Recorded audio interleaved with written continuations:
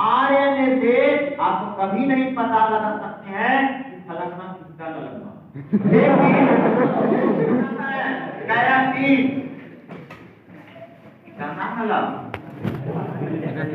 देखा क्या समझ रहा है थोड़ा का जरा इसका सब लगा दीजिए कितना गंदा लगना है। अच्छा बताओ हम हमें हमरो सेल एनर्जी को कुछ देरी के बाद एनर्जी जब बड़ी है पानी से एनर्जी मिलता तो मारेगा ना, पानी से एनर्जी मिलता है। तुम लोग को स्टार्टिंग में ही बताए थे पानी से, तो बता एक लोटा पानी से कितना एनर्जी मिलेगा।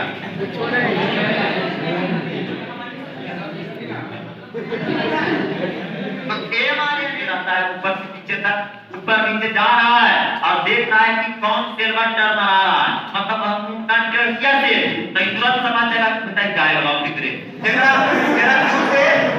दूर से क्या करो फॉर्मेशन करो, निर्माण करो किस चीज का, प्रोटीन का, और तुरंत जाएगा और आरएनए को बोलेगा कि पापा ये जाए बनाओ, जल्दी प्रोटीन बनाइए, जल्दी प्रोटीन बनाइए। तब एमआरएनए मैसेज भेजेगा, मैसेज भेजेगा डीएनए की सहायता से आरएनए को, किसको मैसेज भेजेगा, आरएनए को। ये बनाने के बाद आरएनए के पास भेज देगा और इसे भेजने के लिए इसे ट्रांसक्रिप्शन कहा जाता है। क्या कहा जाता है, अरे गौर से सुनने जाना, टोटल सब्जेक्ट आपको खुद से बना लेना। बोलते हैं हम काफ चेष्टा बको ध्यानम स्वान मित्रा अल्पारे ग्रीजादि तनय गुजाति, समझ रहा है, तब जाके आप 5 लक्षण में आएंगे और एक को आप नहीं भूल पाएंगे। तो गौर से ध्यान में देना, गौर से देखना है ना, बगला की तरह आप सब कुछ बताता है। अगर किसी का नाम अगर सुखा रखा है ना तो वो बक्का मुक्का डेढ़ से संबंधित कोई इलाज होगा, समझ आएगी। चाहे आपकी त्वचा की मेलानिन मेलानिन अगर ज्यादा मात्रा में शरीर के अंदर अगर बढ़ गया मेलानिन तो आपको हो जाएगा चिंतावर। जरा चिंतावर के मतलब जानते हैं, एकदम गोल गोल चक्का चक्का के रहता है और उसमें हो जाएगा।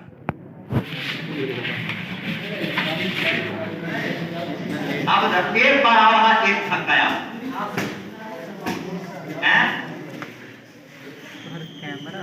आईएसओ लास्ट है सर, क्या मैथ वाय दोनों। परिचय क्या देना आप मुझे जानते हो,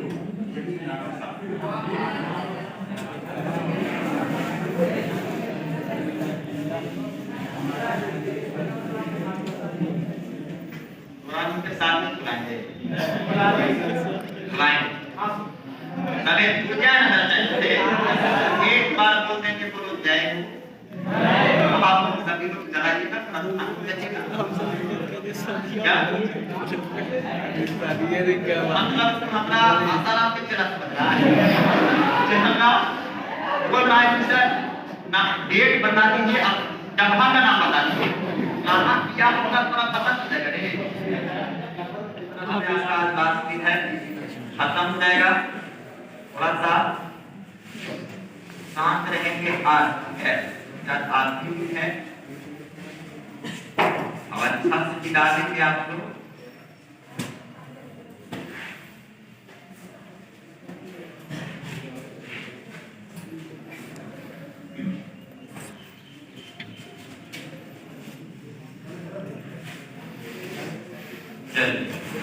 हो गया था, सब याद है ना, याद है, बताइएगा प्रोटीन का सबसे छोटा यूनिट क्या कहलाता है, 2 अमीनो एसिड को जो जोड़ता है क्या कहलाता है, कौन बॉन्ड जोड़ते हैं, पेप्टाइड बॉन्ड जोड़ते हैं।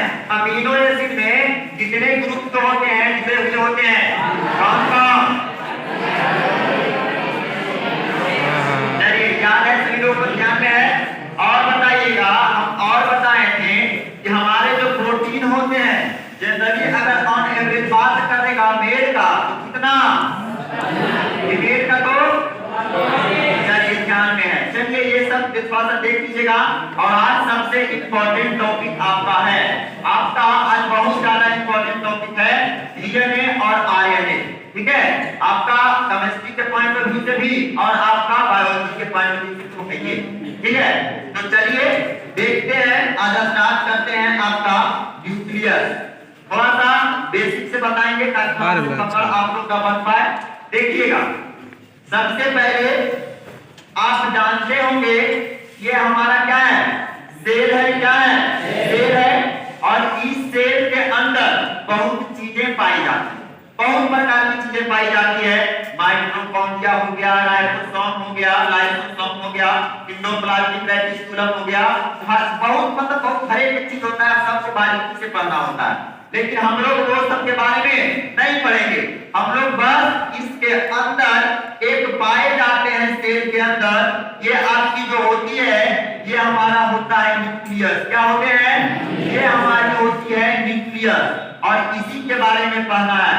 न्यूक्लियस का मतलब जी केंद्रक, इसी के बारे में जानकारी लेना है। न्यूक्लियस के बारे में पढ़ेंगे, यही आपकी टॉपिक है। आपका हो गया प्रोटीन, कार्बोहाइड्रेट, और लास्ट में चलेगा न्यूक्लिक एसिड, ठीक है। तो चलिएगा, ये आपका स्ट्रक्चर जो दिख रहा है, क्या चीज का स्ट्रक्चर है? सेल का। और सेल के अंदर क्या है जी? क्या है? नाभिक है। क्या है? नाभिक है या केंद्रक, किसी को कहते हैं। क्या नाभिक है? और इस नाभिक के अंदर भाई साहब, ये नाभिक जो है एक तरीके से समझना, ये ड्रम है। ड्रम का मतलब समझता है, जिसमें तुम कुछ रख सकते हो। तो इस ड्रम के अंदर, इस हमारे ड्रम के अंदर कुछ लिक्विड अवस्था में, लिक्विड का मतलब द्रव अवस्था में कुछ पाई जाती है, जिसे हम न्यूक्लिक एसिड कहते हैं। जिसे हम क्या कहते हैं? न्यूक्लिक एसिड कहते हैं। जो न्यूक्लियस के अंदर, मतलब जो ये गोल दिख रहा है, ये गोल के अंदर जो लिक्विड अवस्था में पाई जा रही है, जिसे क्या कहते हैं? न्यूक्लिक एसिड कहते हैं। और ये न्यूक्लिक एसिड आखिरकार के होते क्या? तो इसी न्यूक्लिक एसिड के अंदर हमारा प्रेजेंट होते हैं, हमारा उपस्थित होते हैं, हमारा उपस्थित होते हैं डीएनए और आरएनए। इसी के अंदर आपकी प्रेजेंट होती है डीएनए और आरएनए। मतलब प्रेजेंट किसके अंदर होता है? न्यूक्लिक एसिड के अंतर्गत। न्यूक्लिक एसिड के अंतर्गत कौन कौन प्रेजेंट होते हैं? डीएनए और आरएनए प्रेजेंट होते हैं। देखिएगा, आप लोग सभी जानते होंगे कि इस डीएनए का फुल फॉर्म के बारे में। तो डीएनए का जो फुल फॉर्म होते हैं, deoxy ribose nucleic acid, deoxy ribose nucleic acid. क्या समझ रहे हैं? लेकिन अगर इस आरएनए की बात करता है तो राइबोज न्यूक्लिक क्या होगा जी? एसिड। मतलब डीएनए का फुल फॉर्म क्या हो गया? डीऑक्सी राइबोज न्यूक्लिक एसिड, और आरएनए का राइबोज न्यूक्लिक एसिड। मतलब देखो, इसके नाम में क्या है, एक मोटा प्रोटीन भाषा के जरिए आपको समझाएं। मोटा मोटी देखिएगा, हमने बताया आप लोगों को क्या कि डीएनए और आरएनए ये दोनों के दोनों प्रेजेंट जो होते हैं किसके अंदर? और न्यूक्लिक एसिड किसके अंदर प्रेजेंट होते हैं? और न्यूक्लियस के अंदर प्रेजेंट होता है सेल के अंदर। अब सेल कहाँ होता है? हम लोग के शरीर में होता है। तो समझिएगा, डीऑक्सी, डी से बनता है डाई। क्या बनता है? डाई। और डाई को हिंदी में कहते हैं ड्यू। क्या कहते हैं? ड्यू। और राइबोज एक प्रकार की शर्करा होती है। शर्करा का मतलब होता है शुगर होता है। क्या होता है? शुगर होता है। हमारा राइबोज जिस तरीके से ग्लूकोज, सुक्रोज, फ्रक्टोज, लैक्टोज एक शर्करा है, इसी तरीके से हमारा राइबोज क्या है? शर्करा है। मतलब एक मोटा मोटी निकल के आया भाषा कि जिसमें दो शर्करा प्रेजेंट होंगे, क्या कहलाएगा? डीएनए। और राइबोज है कुछ नहीं है, तो जिसमें एक शर्करा प्रेजेंट होंगे, क्या कहलाएगा? आरएनए। क्या कोई दिक्कत? इसी डीएनए और आरएनए के बात करता है, ये दोनों के हमारे जो डीएनए है, डीएनए और जो आरएनए है, ये दोनों के डिस्कवर की बात करता है। मतलब दोनों के खोज कर्ता मतलब कौन थे जिन्होंने बताया कि सेल के अंदर न्यूक्लियस है और न्यूक्लियस के अंदर क्या है, न्यूक्लिक एसिड है। तो वो साइंटिस्ट का नाम था फ्रेडरिक लिस्टर। क्या नाम था, फ्रेडरिक लिस्टर। नाम थोड़ा सा अजीब रहे करेगा, इसमें सोनमा पिज्जा लड्डू फट में नाम आता है, रहे करेगा नाम फ्रेडरिक लिस्टर।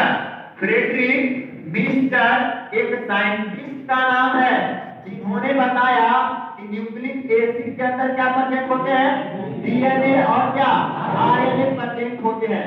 डीएनए और आरएनए प्रेजेंट किसके अंतर्गत होता है, न्यूक्लिक एसिड। और ये दोनों के बारे में जानकारी देने वाले साइंटिस्ट फ्रेडरिक लिस्टर थे। कौन थे, फ्रेडरिक लिस्टर थे। अब समझते हैं इसके बारे में। इस डीएनए और आरएनए को भाई साहब कहा गया बायोमॉलिक्यूल। क्या कहा गया, बायोमॉलिक्यूल कहा गया। इसके अंदर की रीजन है क्यों कहा गया। बायो का मतलब स्टार्टिंग में आप लोग जानते होंगे लिविंग होता है। क्या होता है, लिविंग। बायो का मतलब क्या होता है जी, लिविंग। और लिविंग का मतलब सजीव, सजीव होता है मतलब। और मॉलिक्यूल्स का मतलब अणु। मतलब कह सकते हैं कि जो डीएनए आरएनए है सजीव के बॉडी के अंदर पाए जाते हैं। तो बताओ डीएनए आरएनए हमारे शरीर के अंदर प्रेजेंट होते हैं कि नहीं होते हैं, कोई पॉकेट में घूमता है ना। डीएनए आरएनए किसके अंदर प्रेजेंट होते हैं, पॉकेट में। कहां प्रेजेंट होते हैं, न्यूक्लिक एसिड के अंतर्गत। और हमारा जो है इसे बायोमॉलिक्यूल कहें। क्यों कहें बायोमॉलिक्यूल, क्योंकि डीएनए आरएनए प्रेजेंट मतलब मानव शरीर के अंदर हमारा डीएनए और आरएनए क्या होते हैं, उपस्थित होते हैं, प्रेजेंट होते हैं। क्या कोई दिक्कत। अब देखो भाई साहब इस डीएनए और आरएनए की कुछ बातें हैं जो हम बारीकी पकड़ के इसकी नसों को देखिएगा। ये डीएनए और आरएनए के जनरली हम आपको बताते हैं कि डीएनए और यहाँ एक हम लिख देते हैं आरएनए। थोड़ा सा डिफरेंस के बारे में जानेंगे, ज्यादा नहीं जानेंगे, थोड़ा सा जानेंगे। डीएनए और आरएनए के अंतर्गत क्या होते हैं देखिएगा। डीएनए और आरएनए, डीएनए का फुल फॉर्म डीऑक्सीराइबोन्यूक्लिक एसिड, जबकि आरएनए का फुल फॉर्म राइबोन्यूक्लिक एसिड। जानते हो डीएनए का पता लगाने वाले साइंटिस्ट जो थे, बताने वाले, डिस्कवर करने वाले कौन थे, फ्रेडरिक लिस्टर। पर जब डिस्कवर करने लगा, शोध करने लगे, शोधकर्ता पर काम करने लगे, तो ये जो हुआ ना डीएनए के कुछ स्ट्रक्चर इस तरीके से देखने को मिली, कुछ इस तरीके से क्या मिली, स्ट्रक्चर देखने को मिली। मतलब इसे कहा गया कि डीएनए जो हमारा होता है डबल हेलिक्स होते हैं। क्या होते हैं, डबल हेलिक्स होते हैं। अरे ये पता चलता है ना, हेलिक्स होते हैं इस तरीके से, जैसे किस तरीके से लगता है, इस तरीके से हम लिया हेलिक्स। क्या है, हेलिक्स है। तो देखो एक को नहीं दो को लटकल है, तो दो को का मतलब डबल। अब क्या लटकल है, हेलिक्स। मतलब डबल क्या हो गया जी, डबल हेलिक्स। डबल हेलिक्स होते हैं डीएनए। जब की बात होती है आरएनए की, तो ये एक प्रकार की सिंगल हेलिक्स होती है। क्या होती है, सिंगल हेलिक्स होती है। देखिएगा जनरली डबल हेलिक्स और उसे क्या कहा गया, सिंगल हेलिक्स। जब फ्रेडरिक लिस्टर साहब ने न्यूक्लिक एसिड के अंदर ताका झांकी किया, झांकने के बाद उन्हें देखने को मिला कि डीएनए है और आरएनए है। कितना बताएं, इसके बाद उनको कोई मतलब नहीं, पत्नी करके छोड़ दिए। लेकिन एक साइंटिस्ट आए जो डीएनए पर स्पेशल काम करने लगे, जिनका नाम था जिस साइंटिस्ट का नाम था क्या था जी, वाटसन एंड क्रिक। क्या नाम था, Watson and Crick. Watson and Crick. ये दो साइंटिस्ट आए जिन्होंने क्या किए, हमारे बताए डबल हेलिक्स के बारे में कि डीएनए जो हमारे होते हैं डबल हेलिक्स है। मतलब द्विकुंडलित संरचना है। द्विकुंडलित, कुंडल का मतलब जानते हो, कुंडल, कंडल, कमांडर, इस सब में तो एक वर्ड से बनता है, सब में देखना एक कॉमन दिखेगा, सब में सब कुछ लंबा होगा, थोड़ा सा अजीब सा लगेगा, सुंदर, कमांडर, कंट्रोलर, सब एक जैसा लग रहा है।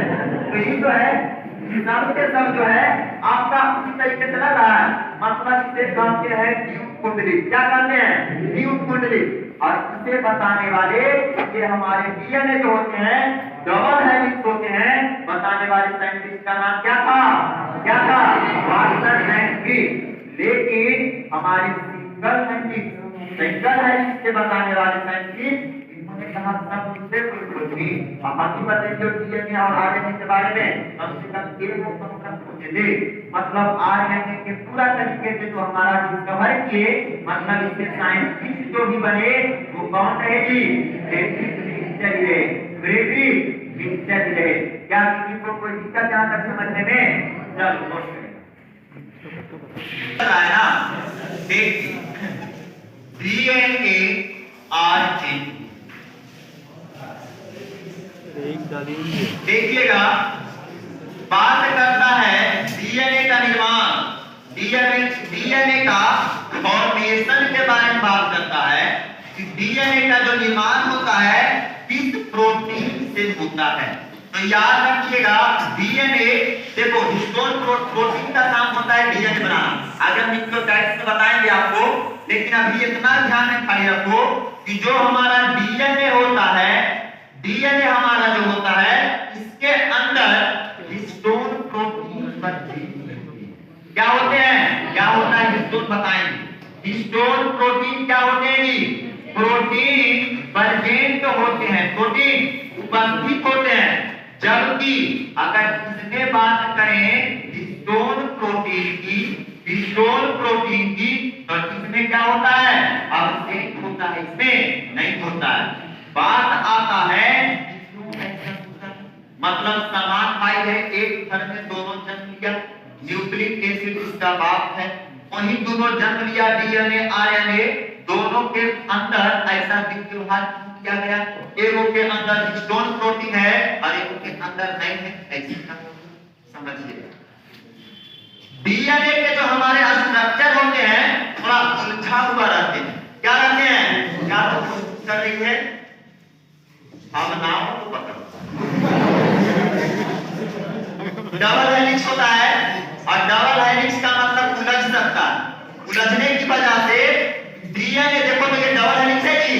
अब जहां पर एक सूत्री को रख ले और वहां पर 4-5 सूत्री के रख देगा तो क्या वो उलझ सकता है? नहीं उलझ सकता है। इसीलिए भगवान बड़ा भयानक यूनिवर्सिटी में पढ़े सूत्री नहीं मगर बाकी दूसरा के स्टूडेंट नहीं थे, नहीं तो अगर रहते मगर बाकी दूसरा की कहां बनिए के दिमाग है। हिस्टोन प्रोटीन को उन्होंने काम में इस लाया, ये जो डबल हेलिक्स के स्ट्रक्चर है ये एक दूसरे में उलझ नहीं जाए, फंस नहीं जाए, उसके लिए इन्होंने क्या किया? हिस्टोन प्रोटीन का निर्माण। और हिस्टोन प्रोटीन का काम ये होता है, इसका फंक्शन, इसके कार्य ये होते हैं डीएनए को बाइंडिंग करता है। क्या करता है जी? बाइंडिंग करता है। मतलब अगर एक साधारण मनुष्य के सेल को उठाया जाए, जान के बड़ा हैरत अंगेज बातें, पहली बात है तो तुम सेल को देख नहीं सकते हो, क्या देख सकते हो? अब इसके अंदर हम घुसल है न्यूक्लियस में, ओकरो अंदर न्यूक्लिक एसिड, ओकरो अंदर डीएनए, अब ओकरा में करके प्रोटीन घुसल होगा, उसका पता होगा। तो देखिएगा हमने कहा हिस्टोन प्रोटीन का क्या काम है? बाइंडिंग का। तो ये काफी उलझी हुई संरचना है, इसके लिए हमारा हिस्टोन प्रोटीन क्या करता है? आपके डीएनए के डबल हेलिक्स को क्या करके रखता है जी? बाइंडिंग करके रखता है, बाइंडिंग करके रखता है। क्योंकि डीएनए के अगर एक साधारण सेल को खोल दिया जाए तो डीएनए की लंबाई, डीएनए की लंबाई कितना होती है? 6 फीट की। अब सोचने वाला हैरत अंगेज बातें हैं कि नहीं कि सर क्या क्या बोल रहे हैं? सेल को देख नहीं सकते हैं, सेल के अंदर डीएनए के बाद आप बोल रहे हैं 6 फीट का हमारा डीएनए होता है। तो जीवियल में अगर हमारे हिस्टोन प्रोटीन को अगर ऐसे करके खोल दिया जाए पैकिंग को, तो अगर इस तरीके से खींचा जाए तो कितना लंबा जाएगा? 6 फीट का डीएनए जाएगा। एक बकरी से पक्का समझ रहे हैं? 6 फीट का डीएनए, मतलब हर एक आदमी के अंदर 6 फीट का डीएनए प्रेजेंट होता है। और डीएनए के अंदर, डीएनए को एक और हम कहते हैं कि डीएनए के अंदर हमारे जेनेटिक मटेरियल होते हैं। क्या होते हैं? जेनेटिक मटेरियल प्रेजेंट होता है। जेनेटिक मटेरियल प्रेजेंट होते हैं। जेनेटिक मटेरियल क्या होते हैं? उपस्थित होते हैं डीएनए के अंदर। किसके अंदर? डीएनए के अंदर क्या उपस्थित होते हैं? जेनेटिक मटेरियल उपस्थित होते हैं। समझ रहा है? जेनेटिक का मतलब होता है आनुवांशिक। क्या होता है? आनुवांशिक होता है। आनुवांशिक मटेरियल का मतलब पदार्थ, आनुवांशिक पदार्थ, मतलब पदार्थ का मतलब बिल्कुल और समझ। आनुवांशिक पदार्थ, आनुवांशिक किसे कहते हैं? जो पीढ़ी दर पीढ़ी जो कुछ लक्षणों को देखा जाता है। हमारे पापा के 2 कान है, पक्का है कि बेटा का 2 कान, ऐसा नहीं कि तीसरा कान हमारा यहाँ है, क्योंकि ये सब डीएनए का करामत है कि डीएनए जेनेटिक मटेरियल आता है। अगर कुत्ता का बच्चा है तो जन्म जब लेगा ना, नाक का जन्म नहीं लेगा। सुना है का वो मतलब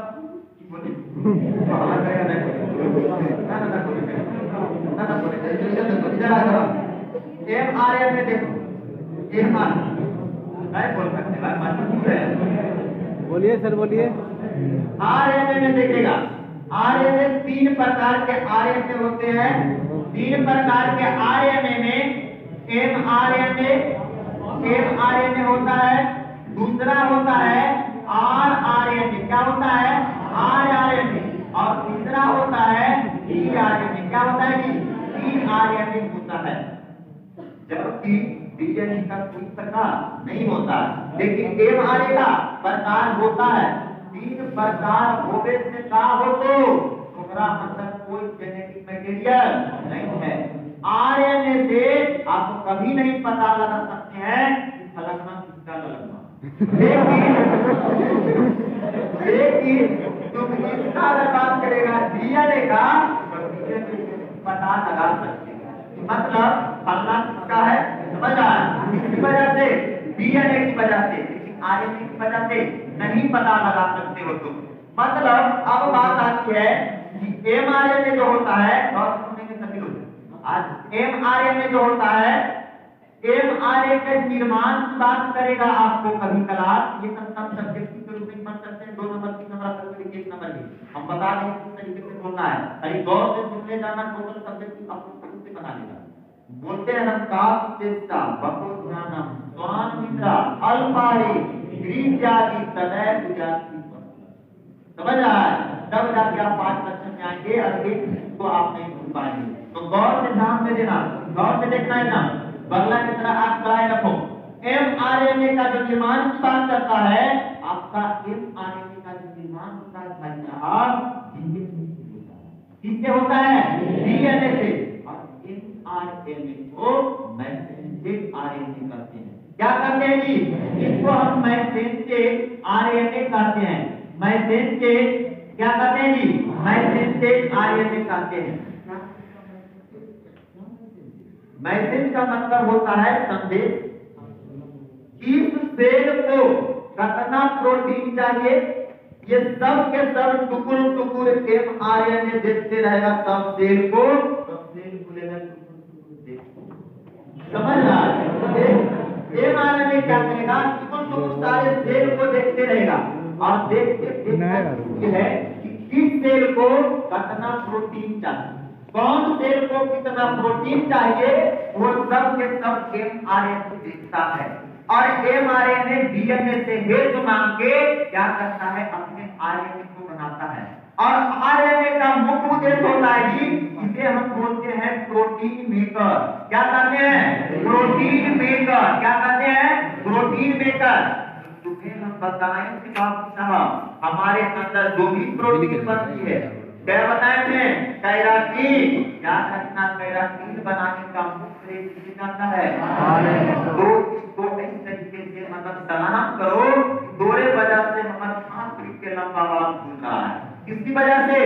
आरएनए की वजह से। थोड़ा सा प्रणाम करो। कैराटीन क्या चीज? केराटिन। कौन प्रोटीन बनाता है? केराटिन। कहाँ मतलब देखा क्या समझ रहा है थोड़ा का? जरा इस तरह लगा दीजिए कितना गंदा लगता है। अच्छा बताओ, हमरो सेल एनर्जी तो कुछ देरी के बाद एनर्जी जब बड़ी है, पानी से एनर्जी मिलता है तो मारेगा ना, पानी से एनर्जी मिलता है। तुम लोग को स्टार्टिंग में ही बताए थे पानी से, तो बता 1 लोटा पानी से कितना एनर्जी मिलेगा?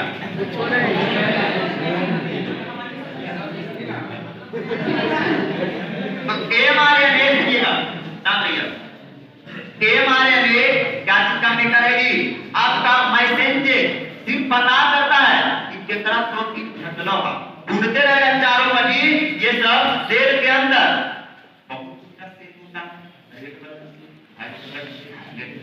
सब ब्लड के अंदर ढूंढते रहता है ऊपर से नीचे तक, ऊपर नीचे जा रहा है और देख रहा है कि कौन सेल में टर्न आ रहा है, मतलब हम कंट्रोल किया से तो तुरंत समझ जाएगा बताइए जाएगा बाप कितने मेरा दूसरे क्या करो, फॉर्मेशन करो, निर्माण करो किस चीज का? प्रोटीन का, और तुरंत जाएगा और आरएनए को बोलेगा कि पापा ये तो जाए वाला, जल्दी प्रोटीन बनाइए, जल्दी प्रोटीन बनाइए। तब एमआरएनए मैसेज भेजेगा डीएनए की सहायता से आरएनए को। किसको मैसेज भेजेगा? आरएनए को। ये बनाने के बाद आरएनए के पास भेज देगा और इसे भेजने के लिए इसे ट्रांसक्रिप्शन कहा जाता है। क्या कहा जाता है जी? ट्रांसक्रिप्शन कहा जाता है। मतलब एमआरएनए जो भी कुछ बनाया टोटल सीक्रेट बातों को आरएनए को बता दिया, तो क्या कहलाया? ट्रांसक्रिप्शन। ठीक है, क्या कहलाया? ट्रांसक्रिप्शन कहलाया। अब बातें होती है, बात बिल्कुल तैयार। अब टीआरएनए का फुल फॉर्म होता है ट्रांसफर आरएनए। क्या होता है?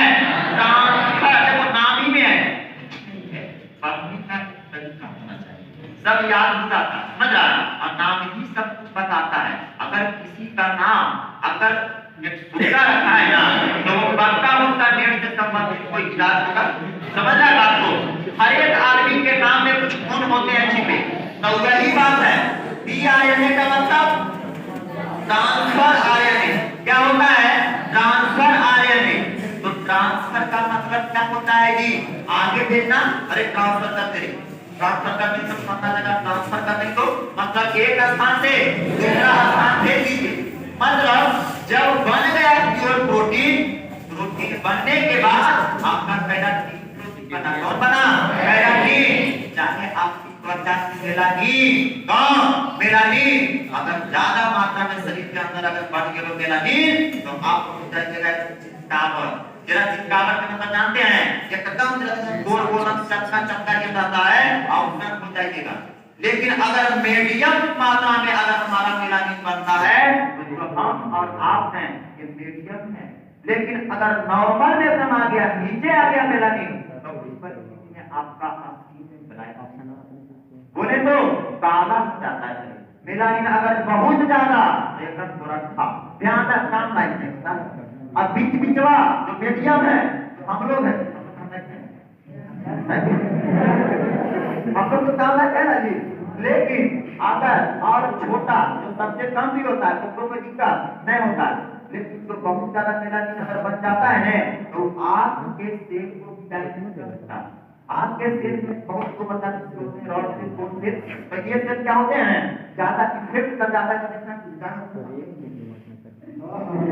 मतलब वो देखने में प्रॉब्लम होता है, लेकिन मीडियम में और कम मेलानिन है तो कोई दिक्कत नहीं। तो चलिए उसके बाद जो बढ़ गया तो पूछेगा एक तरह से कौन मर जाओ, जरा पूछेगा कौन मर जाओ, तो जांच करना पड़ेगा, उसके लग पता है वो जाओ अपन हो नहीं तुरंत टीआरएनए ले जाएगा पैदा लेकर जाती है अपन जिंदगी को आगे जियो। समझा? टीआरएनए जाकर उसको क्या कर देगा? ट्रांसफर कर देगा, जिसको जितना देना है सबको दे देगा। क्या कोई दिक्कत? अब देखिएगा इधर हम बता दिए जेनेटिक मैटेरियल प्रेजेंट होते हैं, आपका कैरेक्टर आता है जेनेटिक कैरेक्टर। जेनेटिक कैरेक्टर का मतलब यही होता है ना, अगर आप इंसान हैं तो इंसान की बच्चा, अगर आप गाय हैं, भैंस है तो गाय भैंस को इज्जत देगा। गाय भैंस कभी भी पुरुष को और माता को जन्म नहीं दे सकता है, क्योंकि जेनेटिक मटेरियल वहां से काम नहीं करेगा।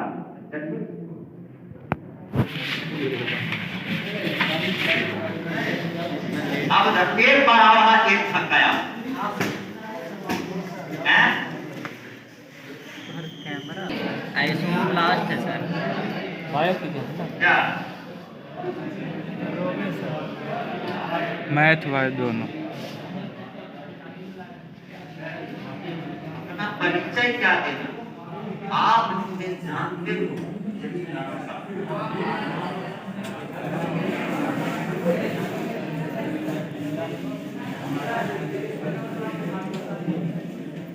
कुरान के सामने बुलाएंगे तभी पूजा न चाहिए। एक बार बोल देंगे तो लोग जाएंगे।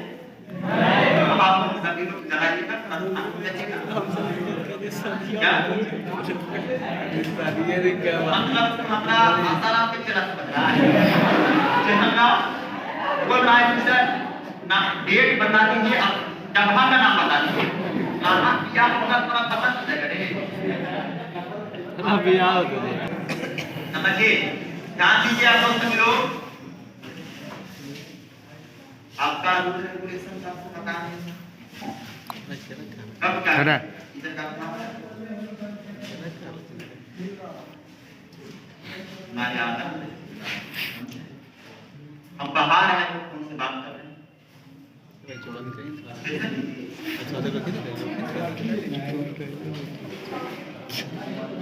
अपना पैर पे आप कुल्हाड़ी मार रहे हैं। अगर इंजन के मुंह से खेत बदला निकल जाएगा ना तो लग जाएगा, समझे। और लास्ट लास्ट पे वैसा बाहरी न्यूक्लियोटाइड पॉलीन्यूक्लियोटाइड समझेंगे भाई साहब इसको। पॉलीन्यूक्लियोटाइड हम कह रहे हैं। पॉली का मतलब आप लोग सभी लोग बढ़िया से जानते होंगे क्या होता है, ज्यादा। क्या होता है, बहुत ज्यादा। नाम नहीं आता है पॉलीमर पॉलिनोमियल जितना भी होता है बहुपद सब में अव्वल में बहु लगता है मतलब बहुपद बहुत तरीके से होता है ना, तो उसी तरीके से पौली में ही बहु लगेगा। तो बहु का मतलब क्या होता है जी, बहुत मतलब बहुत ज्यादा। क्या होता है, बहुत ज्यादा। पौली न्यूक्लियोटाइड बहुत ज्यादा। जब न्यूक्लियोटाइड अगर जुड़ जाते हैं, जब बहुत ज्यादा न्यूक्लियोटाइड अगर जुड़ जाते हैं तब जाके निर्माण होता है डीएनए और आरएनए। इसका निर्माण होता है डीएनए और आरएनए का। क्या है पॉलीन्यूक्लियोटाइड, समझेंगे जरा। जब बहुत सारा पॉलीन्यूक्लियोटाइड जब जुड़ जाते हैं तो क्या इसका निर्माण होता है, डीएनए और आरएनए का। देखिएगा न्यूक्लियोटाइड ये मुख्यतः ये जो न्यूक्लियोटाइड के अंतर्गत 3 चीज आते हैं। देखिएगा 3 चीज मिलके हमारा न्यूक्लियोटाइड का निर्माण होता है। पहली बात तो ये है कि शुगर, क्या है जी, शुगर। दूसरा में आता है फॉस्फेट, क्या फॉस्फोरिक एसिड, जानते हैं क्या होता है।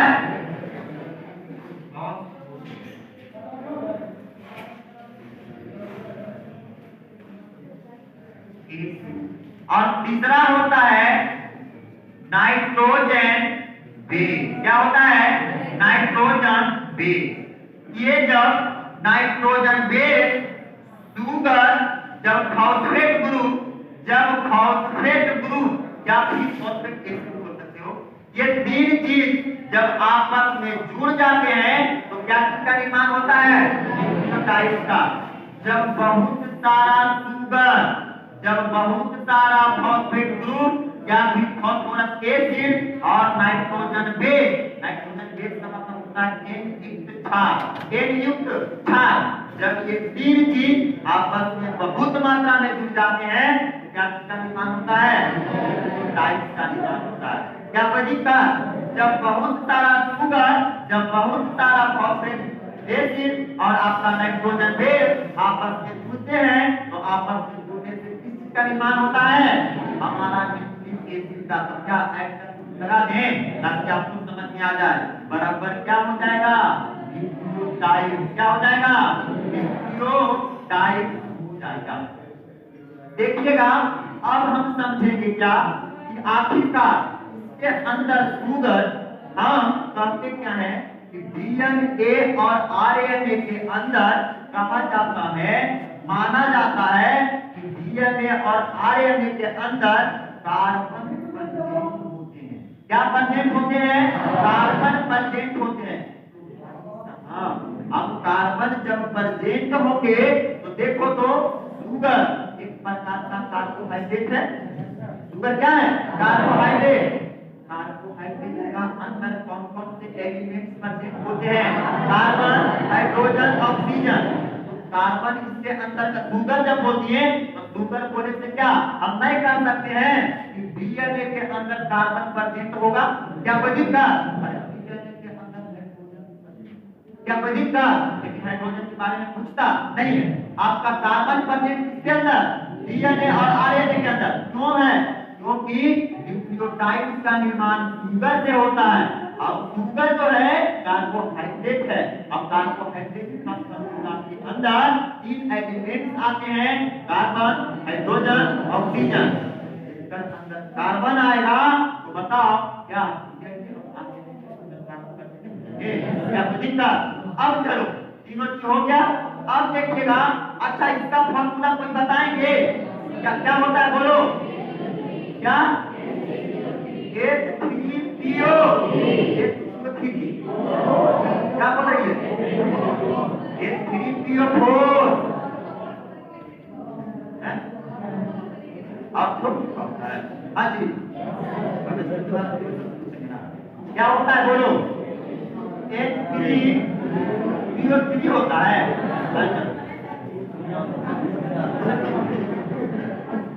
कैसे तो है, चलिए हो गया। चलो, और नाइट्रोजन बेस का मतलब एक युक्त क्षार। भाई तीनों मिलकर किसका निर्माण होता है, न्यूक्लियोटाइड का निर्माण होता है। अब देखो नाइट्रोजन बेस के बारे में बढ़िया से जानेंगे। इसके बारे में तो हमको जानना नहीं, जान भी दें कार्बोहाइड्रेट का ये चीज है, फॉस्फेरस पर हमको नहीं जानना है। हमको नाइट्रोजन बेस पर काम करना है और यही डीएनए में काम देता है। ये डीएनए की हेलिक्स कैसे जुड़ी होती है इसके बारे में मुख्य भूमिका निभाता है नाइट्रोजन बेस। तो नाइट्रोजन बेस के बारे में बात करेंगे।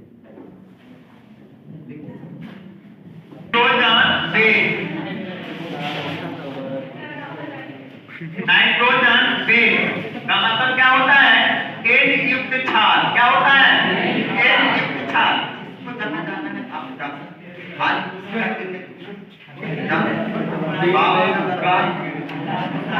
जान सकते हैं। जनरली इसके अंतर्गत 2 आते हैं। देखिएगा नाइट्रोजन बेस को 2 पार्टों के अंतर्गत रखा गया। पहले को बोलते हैं प्यूरिन। क्या कहते हैं, प्यूरिन। और दूसरा को बोलते हैं पिरीमिडीन। क्या कहते हैं जी, पिरीमिडीन। जानते हैं प्यूरिन और पिरीमिडीन, प्यूरिन और पिरीमिडीन। देखिएगा हमारा नाइट्रोजन बेस आपका एक प्यूरिन और एक आपका पिरीमिडीन जब मिलते हैं तो क्या चीज का निर्माण होता है, नाइट्रोजन बेस का निर्माण होता है। प्यूरिन के अंतर्गत भी 2 आते हैं। पहला को कहा जाता है एडिनिन। क्या कहा जाता है, एडिनिन कहा जाता है। और दूसरा को क्या कहा जाता है, ग्वानिन। क्या कहा जाता है, ग्वानिन। प्यूरिन के अंतर्गत कौन, एडिनिन और ग्वानिन।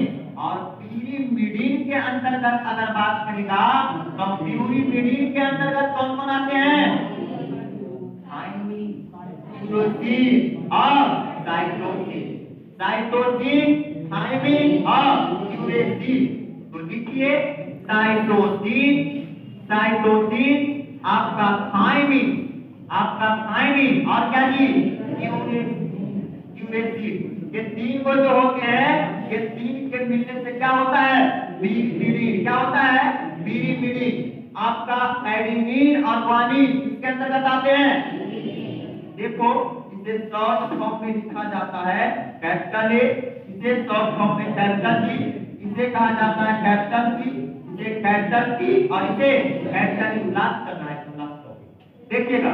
अब समझेंगे क्या कि अब देखिएगा हम लोग का जो हम बात कहें कि हमारा डीएनए जो होता है डबल हेलिक्स होता है, और डीएनए के जो पैकिंग करके रखते रहता है, कौन रखता है पैकिंग करके?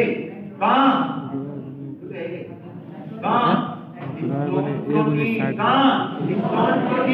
डीएनए की लेंथ कितनी होती है? 6 फीट। तो देखिएगा अब हम बता रहे हैं कि देखिएगा गौर से जरा, डीएनए की जो डबल हेलिक्स, डीएनए की डबल हेलिक्स जो होती है, ये डबल हेलिक्स की बात करता है। डबल हेलिक्स को सबसे पहले जोड़ने का काम, ये डबल हेलिक्स को जोड़ने का काम होता है हाइड्रोजन बॉन्ड को। किस बॉन्ड को? Hydrogen bond. हाइड्रोजन बॉन्ड का क्या काम है? दोनों डीएनए के दोनों हेलिक्स को जोड़े रखना, डीएनए के दोनों हेलिक्स को जोड़े रखना। जबकि आरएनए को जोड़े रखने से कोई काम है, इसके को तो सूत्री है योजना बन जाएगा नहीं, लेकिन डीएनए के लिए जरूरी है ताकि एक दूसरे से मतलब सटे रहे, सटे के नहीं के चलते बीच में क्या चीज का बॉन्ड लगा दिया जाता है? Hydrogen bond. कौन का बॉन्ड लगा दिया जाता है? हाइड्रोजन बॉन्ड लगा दिया जाता है। देखेंगे अब बात करेगा इसमें, बताइए एडेनिन जो हमारे होते हैं किससे जुड़े होते हैं? इसमें क्या एडेनिन किससे जुड़े होते हैं जी? बोलिएगा।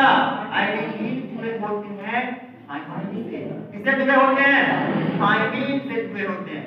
एडेनिन जुड़े होते हैं किससे? थाइमिन से। और ग्वानिन किससे जुड़े होते हैं? साइटोसिन से। ग्वानिन किससे जुड़े होते हैं? साइटोसिन से। मतलब हम भाई साहब इसमें हमारा एडेनिन और थाइमिन जोड़े रखता है। मतलब ग्वानिन से कौन जुड़ा होता है? साइटोसिन। और एडेनिन से कौन जुड़ा होता है? थाइमिन। एडेनिन से कौन जुड़ा होता है? ग्वानिन से कौन जुड़ा होता है? साइटोसिन। क्या आपको दिखता है? अब आइएगा भाई साहब आरएनए में। आरएनए में आते हैं तो आरएनए के अंतर्गत जब आते हैं तो एक कॉमन होते हैं। कॉमन क्या होते हैं? एडेनिन से थाइमिन इसके अंतर्गत ही जुड़ते हैं। एडेनिन से बताइए आगे करता है थाइमिन। अब बताओ इसमें बात करेगा, बताइए ग्वानिन किससे जुड़ा होता है? तो किसमें ग्वानिन जुड़े जो होते हैं भाई साहब, किससे जुड़े होते हैं? यूरेसिल से। किससे? यूरेसिल से। तो एकदम रख जाना इस बात को, सवाल बनेगा। देखिएगा कहेगा बताइए डीएनए के स्ट्रक्चर में एडेनिन किससे जुड़े होते हैं? थाइमिन से जुड़े होते हैं। बताइएगा कि हमारा डीएनए के स्ट्रक्चर में ग्वानिन किससे जुड़े होते हैं? आरएनए के स्ट्रक्चर में याद रखना कि एडेनिन थाइमिन जुड़े रहेगा। एडेनिन थाइमिन दोनों रहेगा, दोनों में जी दोनों में गौ मारा जाएंगे। जी मतलब जी दोनों में आएंगे, लेकिन पहला में आएगा साइटोसिन और दूसरा में क्या आएगा? पहले बात होता है डीएनए का, तो अल्फाबेटिकल में सबसे पहले सी आता है, तो पहले यू आता है। डीएनए में सबसे पहले सी, मतलब ग्वानिन को कौन जोड़ेगा? साइटोसिन। जबकि हमारा इसमें आरएनए में ग्वानिन को कौन जोड़ेगा? क्या कोई दिक्कत?